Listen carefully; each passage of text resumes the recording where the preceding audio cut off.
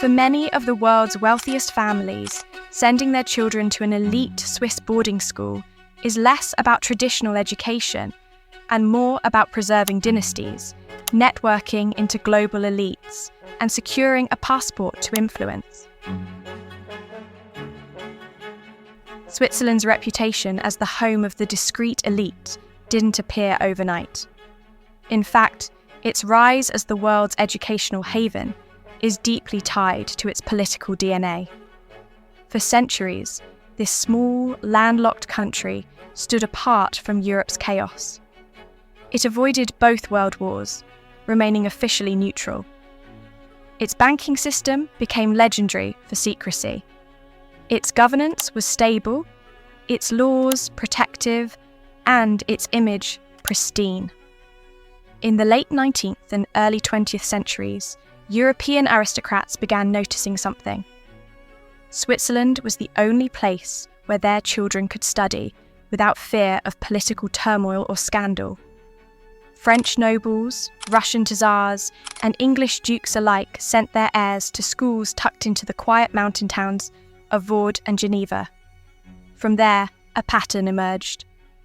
The children of power came to Switzerland for safety and left with a network. What began as a haven for European aristocracy evolved into a finishing ground for the global ruling class. At the heart of this world lies Institut Le Rosey, often called the School of Kings. Founded in 1880, Le Rosey has taught over 6,000 students.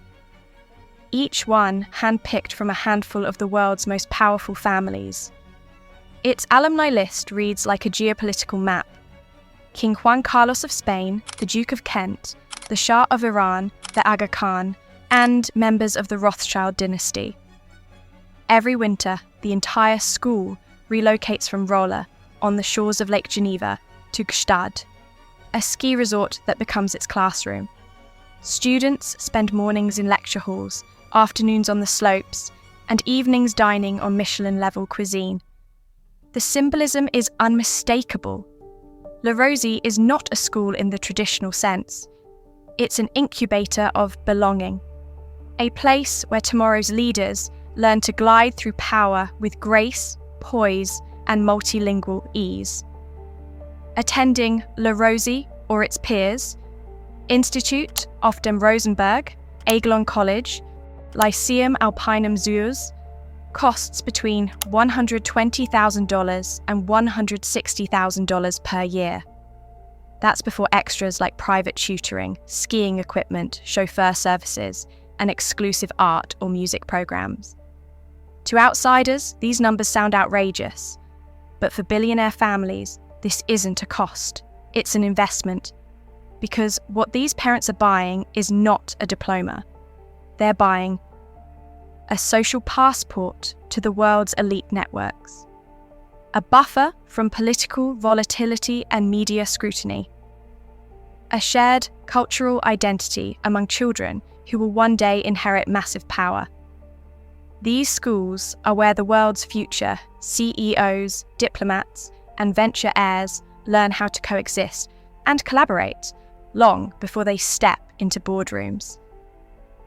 Walk into a Swiss boarding school, and you'll find the curriculum goes far beyond math or history. Students are immersed in multilingual environments, English, French, and German, often woven seamlessly into daily lessons. They study international law, diplomacy, and global economics. But the most valuable lessons happen outside the classroom. Students learn how to speak to anyone, from royalty to entrepreneurs. How to carry wealth discreetly, never flaunting, always refined. How to navigate identity in a globalized elite culture. This hidden curriculum of composure, charm, and quiet influence is what billionaire parents are truly paying for. In a world where fortunes rise and fall overnight, manners, discretion, and networks endure. Sociologists have a word for this: social reproduction, the process by which privilege sustains itself over time. Swiss boarding schools are its purest modern form. They don't just educate children, they engineer a peer group. Pierre Bourdieu, the French sociologist, once wrote that elite education is less about knowledge and more about habitus, the learned behaviour, taste and confidence that signals belonging to a ruling class. That's exactly what these schools manufacture.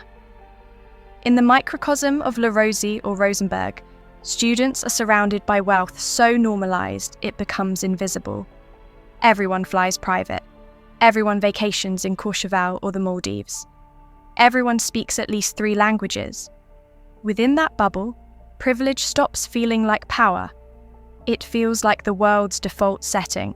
But why Switzerland specifically still? Switzerland's neutrality has turned it into the Switzerland of everything. Global diplomacy, global banking and global education. For families from countries with unstable politics, Russia, Saudi Arabia, China, Swiss neutrality is priceless. It's one of the few places where children of rival nations can share a classroom without political friction. A Russian oligarch's son and a Saudi prince's daughter can work together on a robotics project without their surnames defining them. It's a controlled environment where the future of global cooperation is quietly rehearsed, not through treaties or conferences, but through shared adolescence. While Le Rosey was once dominated by European royals, today its population has shifted. Now it's filled with the children of tech billionaires, crypto founders, Bollywood stars, and hedge fund executives. But the essence hasn't changed. It's just evolved. Where old money once valued heritage, new money seeks access. And Swiss schools offer both. For first-generation billionaires, sending a child to an elite Swiss boarding school is a shortcut to legitimacy, a way to enter the old networks of power that still matter. Their children learn alongside the heirs of dynasties that have controlled industries for centuries. The social blending of new wealth and legacy power is part of what makes these schools magnetic.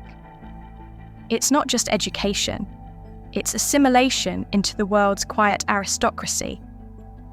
By normalizing privilege, they unintentionally insulate it. Behind the grandeur, there's also a quieter truth, one that psychologists studying elite education often highlight: isolation. Children raised in extreme privilege often struggle with identity. When your last name is a global brand, who are you outside it? Swiss schools offer community, but also containment.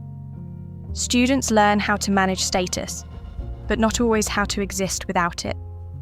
A 2019 study from Harvard's Graduate School of Education found that graduates of ultra-elite schools often report higher levels of anxiety and loneliness than peers from middle-class backgrounds.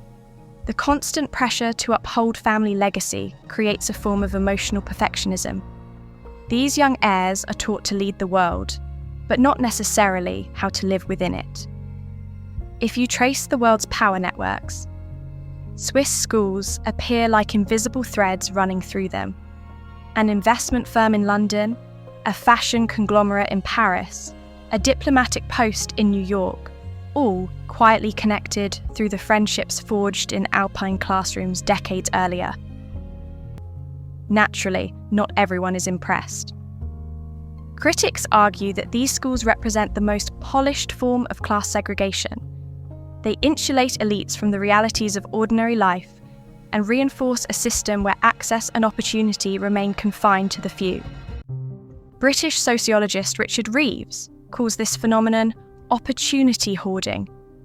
It's not just wealth that gets passed down, it's the entire ecosystem that protects and reproduces it. Swiss schools, in this sense, are not neutral. They are engines of continuity, ensuring that power remains in the same families, just with updated accents and global polish. Even their emphasis on internationalism can be deceptive. It's not about diversity of class or struggle, but diversity of passports. Inside the glossy brochures, Swiss schools sell themselves as places where the brightest minds thrive. But intelligence isn't the entry ticket, liquidity is. Admission depends less on exam scores and more on background checks, family reputation, and the ability to pay. These are not meritocracies, they're dynastic finishing schools. And in a world obsessed with merit, they're reminders that the real levers of power are still hereditary. Still, it's too simple to call these schools villains. They're mirrors, reflecting how the global elite chooses to reproduce itself in an era that's supposedly post-class and hyper-connected. In a world where artificial intelligence can disrupt industries overnight, where wealth can be made in months, what endures is belonging. And Swiss boarding schools sell belonging in its purest form. They provide stability in an unstable world, a place where wealth isn't questioned, where identity is shared, and where future power brokers learn how to manage both visibility and discretion. For most, these places are myths, names whispered in documentaries or luxury magazines. But for a few hundred families, they're home. Swiss boarding schools are where dynasties recharge, where the next generation of billionaires learns not just to inherit wealth, but to inhabit it. Because in a world of chaos, algorithmic money, and collapsing institutions, one thing remains constant. Power protects itself. And nowhere does it do that more elegantly or more quietly than in the Swiss Alps.